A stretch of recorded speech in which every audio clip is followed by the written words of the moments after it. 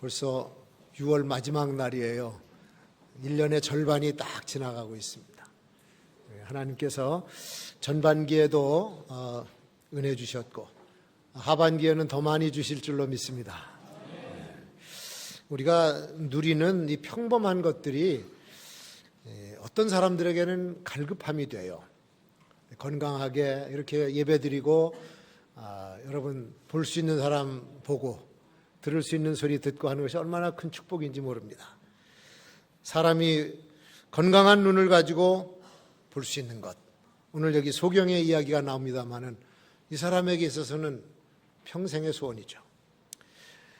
우리가 시력이 좋아서 사물을 보는 것이 아니라 빛이 있어서 보는 거예요. 빛이 얼굴에 반사되면 그 사람의 얼굴이 보이고 이 모든 사물에 빛이 반사되기 때문에 이 꽃도 보이고 하는 겁니다. 만약에 불을 다 꺼버리고 캄캄하게 만들어 보면 시력이 아무리 좋아도 아무것도 볼 수 없습니다. 오늘 여기 소경 이야기가 나오는데 이 사람은 빛을 볼 수 있는 모든 통로가 차단된 사람이에요. 눈의 망막이 손상됐다든지 아예 시신경이 마비가 돼서 태어날 때부터 빛을 보지 못하는 장애자로 태어난 겁니다. 현대의술로는 각막 이식 수술도 하고 해서 개안을 합니다마는 예수님 당시에는 시각장애자 소위 소경은 평생 아무것도 못 보는 저주스러운 삶을 살아가야 되는 그런 불행한 운명이죠. 요한복음 9장을 읽을 때마다 이 소경이 눈 뜨게 된 스토리 이걸 통해서 다각도로 은혜를 받아요. 그냥 단순히 예수님께서 눈먼 사람 눈 뜨게 해주셨다라고 하는 그런 내용이 아니라 그 시점과 또 일어난 장소 그리고 그 주변의 사람들 또 이 소경의 고백 예수님의 말씀 모든 것이 이렇게 다양하게 우리에게 많은 의미를 던져주고 영적인 교훈을 주고 있는 것을 보게 돼요. 자, 우리 지금 이 기적이 일어난 사건은 유대인의 3대 절기 중에 하나인 초막절에 일어난 사건입니다. 초막절. 그리고 실로암이라고 하는 연못 주변에서 일어난 기적의 사건이에요. 초막절은 민족의 명절이기 때문에 수많은 유대인들이 사방에서 예루살렘으로 모여들었습니다. 심지어는 외국에서 그 절기를 지키려고 온 사람들로 북적거리기 때문에 여기 1절에 보면 예수님께서 길을 가실 때에 날 때부터 소경된 사람을 보신지라.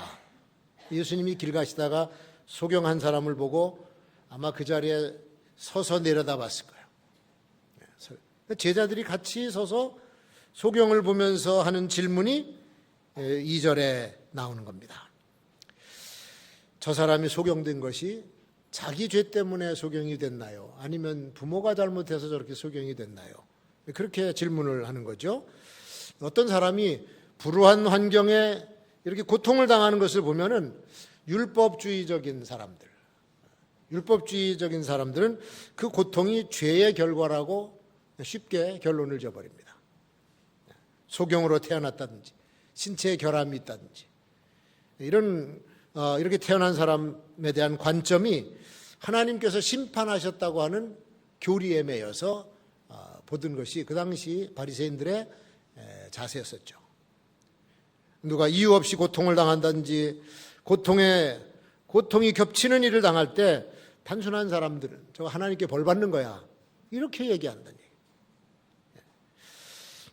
태국 같은 불교 나라도 그렇고 우리나라도 가끔 그런 얘기를 합니다마는 어떤 사람이 불행을 당하면 저 사람은 전생에 무슨 죄를 져서 저렇게 고통을 당하나 그렇게 얘기를 해요. 전생에 무슨 죄를 져서 운명론적으로 얘기를 합니다. 그리고 또 일이 잘 되고 막 하는 일마다 착착 열려나가면 저 사람은 아마 전생에 나라를 구했을 거야 그런 얘기도 합니다.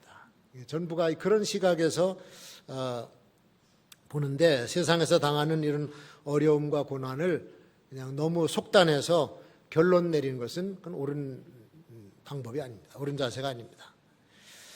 어떤 고통은 자기가 잘못해서 겪는 고통도 있지만 또 어떤 고통은 마귀가 개입하는 것도 있어요. 그리고 어떤 고통은 하나님의 영광을 드러내기 위한 고통도 있는 겁니다.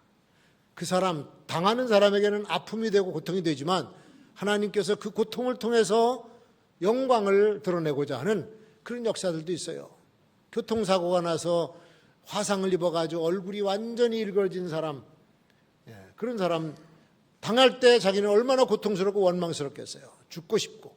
그런데 나중에 보니까 그것이 하나님의 영광을 드러내는 계기가 되더라.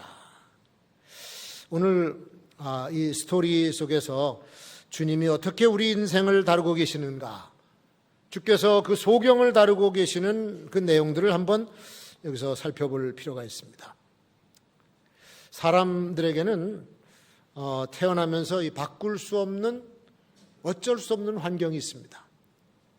내가 바꿀 수 없는 일들. 사람들은 그걸 가리켜서 팔자라고도 말하고 운명이라고도 얘기를 해요. 만약에 자기가 태어난 나라가 여성들을 멸시하고 남성들 위주로 형성된 사회다, 여기서 딸로 태어났으면 상당히 불행한 거죠. 비극적인 일을 만나는 일들이 많을 겁니다. 이게 피할 수 없는 그 나라 여성들의 상황이에요. 태어나고 보니까 북한에 태어났어.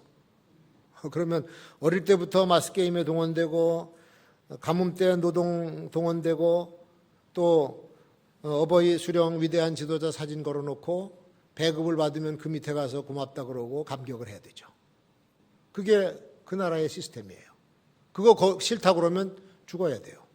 피할 수 없는 정해진 환경입니다. 우리가 아프리카 어린이들이 참 물통을 이고 20리길을 가서 흙탕물을 떠와요. 소가 먹는 흙탕물을 떠가지고 그거를 마시는데 그 마시다가 수인성 질환에 걸려서 죽고 아이들이 병에 걸리고 그런 모습을 보면서 어쩌면 저런 데서 태어났을까라고 하는, 그 사람들이 바꿀 수 없는 운명입니다. 중동의 뜨거운 바람 부는 이 고온 건조한 기후에 사는 사람들은 시원한 생수가 흐르는 강을 구경을 못해. 산에 눈이 쌓인 것을 보지 못하고 평생을 사는 사람들도 있어요. 그런 기후가 그들에게는 정해진 환경이고 바꿀 수가 없는 겁니다. 자, 오늘 태어날 때 정말 건강하게 정상화로 태어난 것이 축복이에요. 그걸 우리가 알아야 됩니다. 신체 일부분이 비정상이든지 아니면 정신적인 약간의 결함을 가지고 태어나는 아이들도 찾아보면 엄청나게 많습니다. 현대에 오면 올수록 더 많아집니다.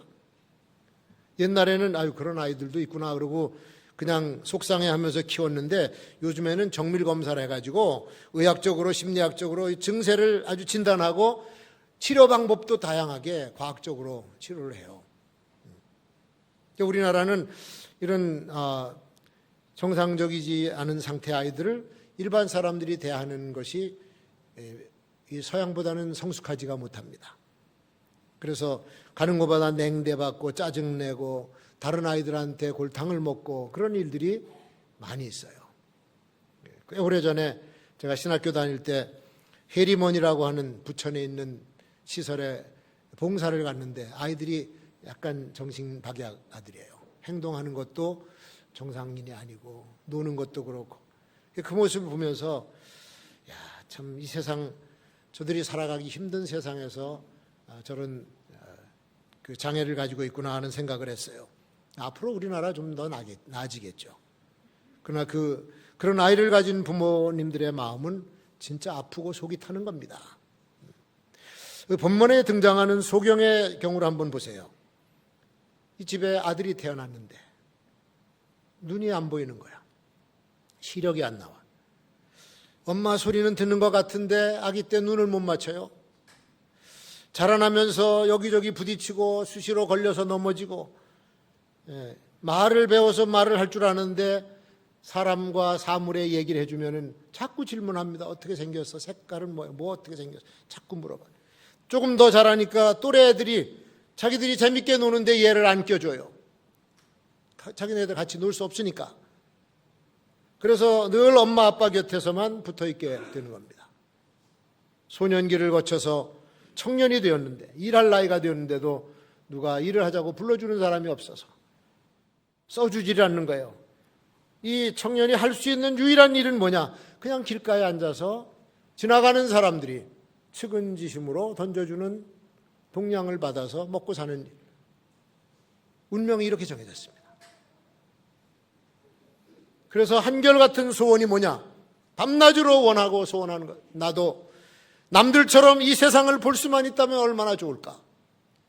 눈을 떠서 볼 수만 있다면 내 아버지, 내 어머니 얼굴도 보겠고, 우리 식구의 얼굴도 보겠고, 이웃 사람들도 보겠고, 우리 동네가 어떻게 생겼는지 볼 수 있을 텐데, 참 이게 이 사람의 한결같은 소원이었던 거죠. 근데 이게 바꿀 수 없는 운명이고 그가 처한 상황이었습니다. 근데 보세요, 여러분. 사람들이, 저도 그렇고 여러분도 그렇고 여기 한 분 한 분 다 그래요. 내가 바꿀 수 없는 운명 같은 환경이 있습니다. 다를 수가 있어요, 서로가. 평생을 나를 따라다니면서 괴롭게 하고 뭔 일을 하려고 하면은 안 되는, 막히는 부분들이 있다, 그런 얘기야. 그게 뭐 지능일 수도 있고 성격일 수도 있고 유전인자일 수도 있고 가족의 병력일 수도 있고 내 이력일 수도 있고 심지어는 전과일 수도 있어요. 늘 쫓아다녀요. 뭘 하려고 그러면 길을 막아요. 정해준 운명이에요. 근데 보세요, 여러분. 인간이라면 누구나 가지고 있는 변치 않는 환경과 운명이 있습니다. 이건 누구나 똑같아. 그게 뭐냐면 내가 죄인이라고 하는 사실이에요. 내가 죄인.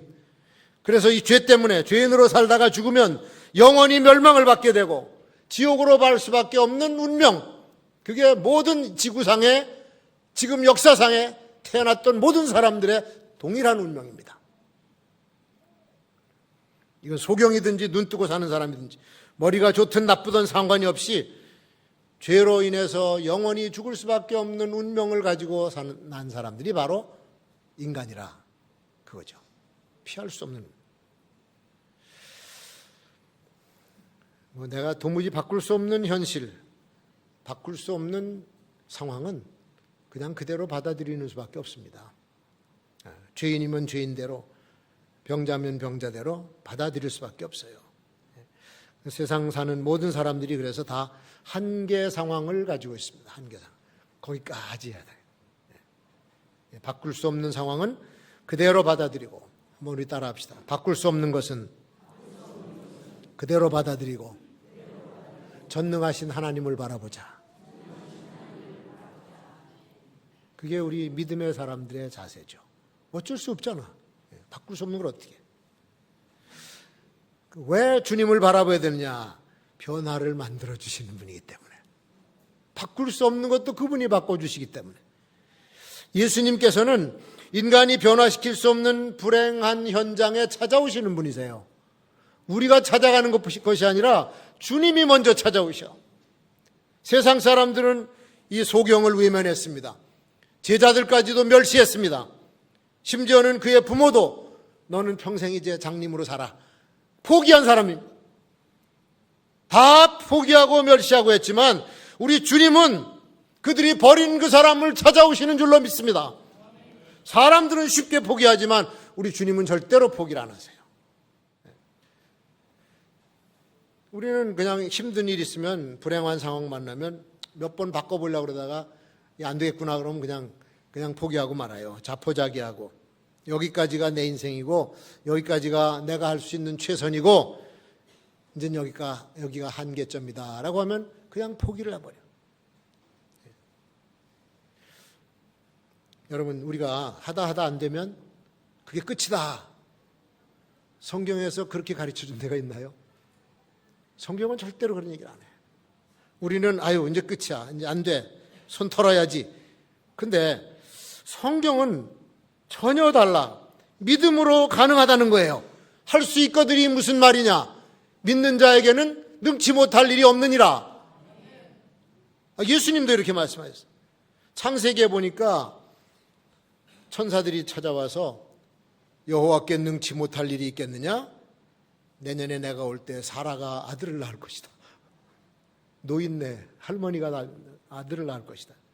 예레미야 32장 17절에 보면 주 여호와여 주께서 큰 등과 드신 팔로 천지를 지으셨으니 주에게는 능치 못할 일이 없으니라. 누가복음 1장 37절 대저 하나님의 모든 말씀은 능치 못하심이 없느니라. 성경에서는 늘 이렇게 말씀하세요. 능치 못할 일이 없다. 바꾸지 못할 일이 없다는 얘기야. 하나님께서 바꾸지 못할 사람이 없습니다. 주님은 불가능을 가능으로 바꿔주시기 위해서 소경을 찾아오신 줄로 믿습니다. 불행을 행복으로 바꿔주시는 분이 주님이세요.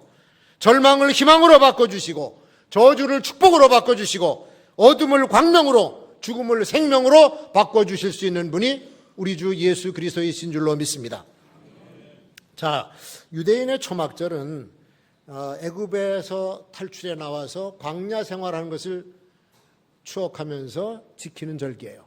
광야에서 텐트 쳐놓고 초막을 져놓고 거기다가 등불 켜놓고 추위와 짐승들을 피하면서 살았습니다.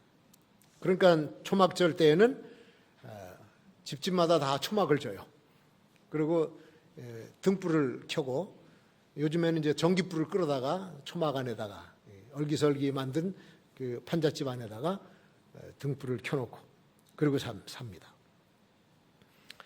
그리고 광야에 성막을 만들었을 때는 성막 안에 성소를 지었어요. 그 성소에 들어가면 이 남쪽에 황금으로 만든 7가달란 촛대가 딱 서 있습니다.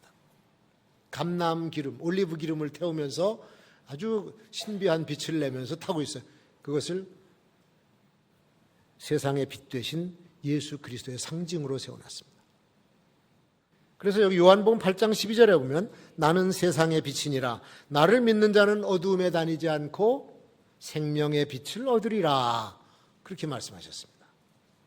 생명의 빛이 되시는 예수님께서 이 안식일에 날 때부터 빛을 보지 못한 이 가련한 소경 그에게 빛을 보게 하시려고 친히 찾아오신 거예요. 주님은 그 기나긴 세월을 장님으로 빛도 보지 못하고 어둠 속에 살고 있던 불행한 인생을 만나주시고 그의 눈을 열어서 생명의 빛을 보게 해주셨습니다. 이 소경의 평생의 소원을 들어주셔서 그의 인생을 완전히 바꿔버린 분이 우리 주 예수 그리스도이세요. 보세요 여러분, 아까 우리가 모두가 다 죄인이라 했잖아요. 피할 수 없는 지옥의 백성이라 했잖아요.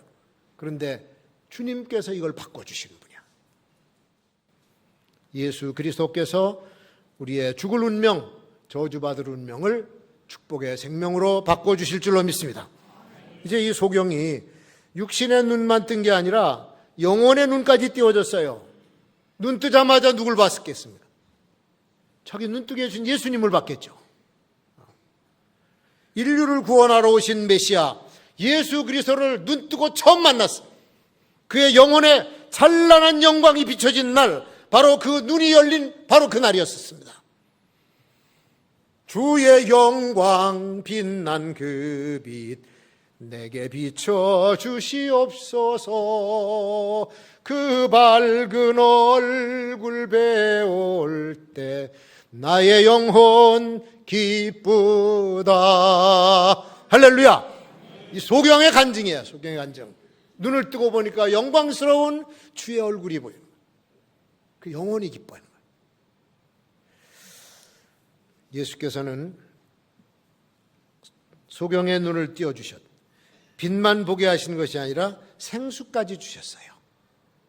육신의 눈만 열어주신 것이 아니라 영혼의 눈까지 주시고, 육신적인 갈망만 해결해 주신 것이 아니라 영적인 은총도 내려주셨습니다. 그래서 주님이 이 소경 눈 뜨게 해주시는 치료법을 보면은 아주 재밌어요. 아까 6절에 땅에다가 침을 뱉어서 진흙을 이겨서 그거를 소경의 눈에다가 이렇게 발라줍니다. 참 이상한 행동이죠. 그래서 이게 도대체 왜 진흙을 발라줬나, 그리고 주석을 보니까 거기 그렇게 기록이 되어 있어요. 어떤 재료든지 주님의 손에 사용만 되면 기적의 재료가 될 수 있다. 할렐루야. 떡 5개가요 주님의 손에 들어가니까 5,000명을 먹이고 12광주리가 남잖아. 어떤 재료든지 그게 진흙이 아니라 무슨 뭐 검댕이라고 할지라도 발랐으면은 기적의 역사가 일어나는 거예요. 그리고 실로암 연못은 어떤 연못인가? 실로암은 예루살렘 성 밖에서부터 성 안으로 흘러 들어오는 도랑물로 고인 곳이 이거 실로암입니다. 그 당시 사람들은 실로암 못을 아랫샘이라고 그랬고 저쪽 위에 기온샘이라고 하는 샘이 있는데 그걸 윗샘이라고 그랬습니다. 그 기온샘에서부터 기드론 골짜기로 이렇게 도랑을 따라서 성 안으로 들어오면은 그게 실로암 못이 됐어요. 그런데 히스기야 왕 때 아수르의 사네립 왕이 침공을 해 들어와요. 그래서 예루살렘을 완전히 포위하고 말려 죽이려고 그랬습니다. 고사시켜 죽이려고 했을 때 왕과 대신들이 모여서 우리가 저놈들한테 이 기온 샘물을 먹게 할 수 없지 않냐. 그래서 밖으로 흐르는 문을 차단해버리고 그 기온 샘물을 안쪽으로 끌어들인 거예요. 그러려니까 굴을 파야 돼요. 굴 파기 시작하는데 이게 땅이 아니라 암벽이에요. 암벽을 파고 500m를 파는 거예요. 500m. 키 우리 이렇게 들어가서 구부리고 갈 만할 정도의 돌을 파내는 겁니다. 야, 어떻게 팠을까? 지난번에 성지순례 와서 그걸 캄캄한데 거길 빠져나오는데 도대체 이걸 어떻게 팠을까? 그 당시 어떤 기구를 가지고 그 물줄기를 그 암벽 동굴 통해서 수로를 통해 가지고 끝에 가오면 거기가 이 실로암 연못이 딱 나와요. 이스라엘 그 예루살렘의 성읍 사람들이 그거를 마실 수 있는 생수가 되는 거예요. 히스기야 터널이라고 하는 겁니다. 초막절에 예수님께서 그 실로암 샘을 보시고 외치신 말씀이 요한복음 7장에 나오잖아요. 누구든지 목마르거든 내게로 와서 마시라. 나를 믿는 자는 성경의 이름과 같이 그 배에서 생수의 강이 흘러나리라. 실로암을 놓고 생수를 말씀하셨어요. 그리고 그 물이 생수 같은, 내가 생수. 예수님 자신이 영원한 생수가 생명의 강이라고 말씀을 해주신 거죠.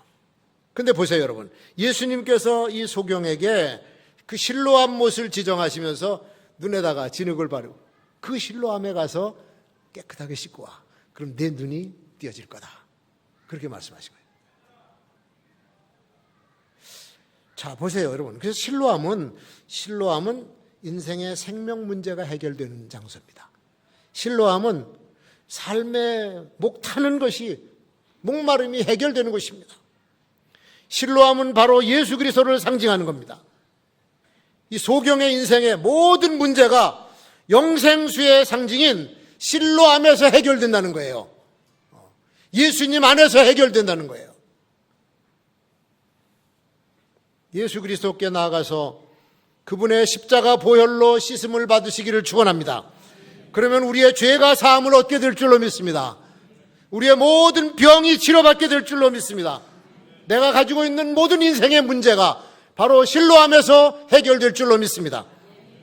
절망과 죄책과 저주가 풀리면서 희망과 구원의 축복이 열리는 곳이 바로 실로암, 예수 그리스도세요. 예수 믿어야 됩니다.